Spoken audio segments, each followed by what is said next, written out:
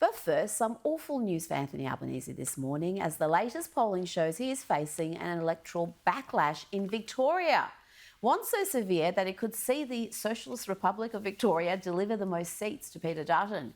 Yes, according to today's Redbridge polling, Labor is facing an electoral disaster in Victoria and risks losing 8 seats to the coalition.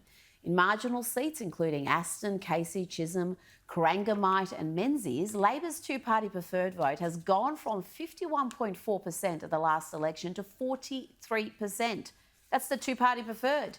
If Redbridge's data is accurate, and they are a Labor-aligned polling company, well, Labor are in all sorts of trouble in Victoria, and already they're all throwing each other under the bus, with Labor insiders telling the Herald Sun it's all Dan Andrews and Jacinta Allen's fault. The polling in today's paper shows that in a cost of living election, it's Peter Dutton's Liberal National Coalition that voters trust most when it comes to economic matters. On crucial issues like cost of living and housing, as well as crime and health, the coalition is ahead of Labor, so expect to see another Mediscare-style campaign coming from the ALP at this election.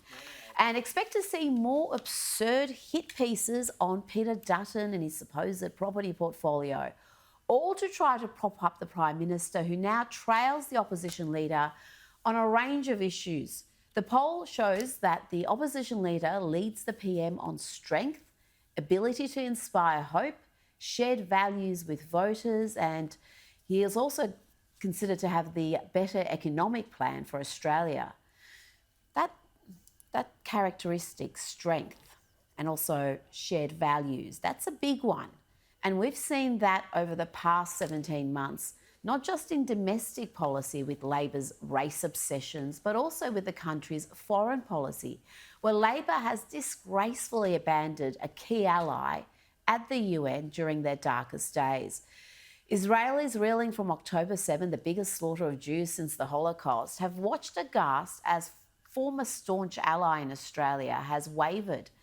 We've been weak, inconsistent, sometimes even antagonistic. At home, there's been an unwillingness from Labor, from the Prime Minister down, to meaningfully address the scourge of anti-Semitism.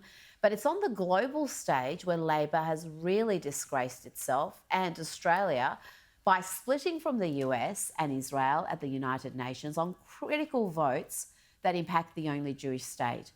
This week, we learned that Foreign Minister Penny Wong had failed to meet with Israeli representatives, including Benjamin Netanyahu, at the UN in September, but she managed to sit down with representatives from the Palestinian Authority and Iran.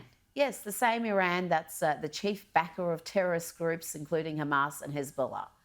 Wong then saw fit to lecture Israel about a two-state solution and demanded a clear timeline for the International Declaration of Palestinian Statehood. A fantasy at the best of times, but particularly during a time of war. Australia then broke away from Israel and the US, our biggest allies, and abstained from a Palestinian resolution.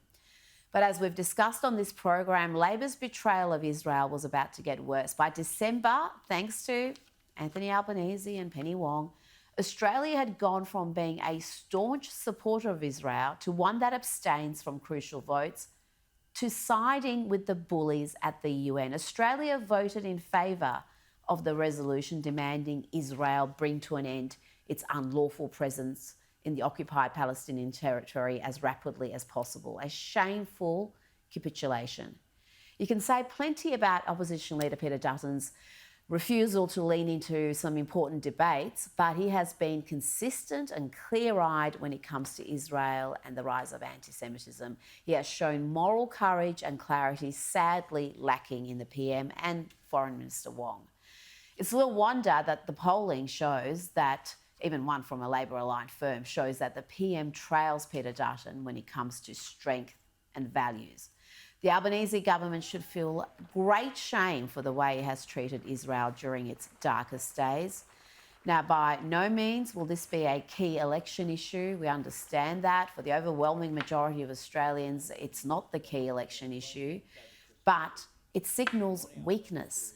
And that ineptitude, that broken far-left ideology of modern Labor is evident elsewhere. And Australia deserves better.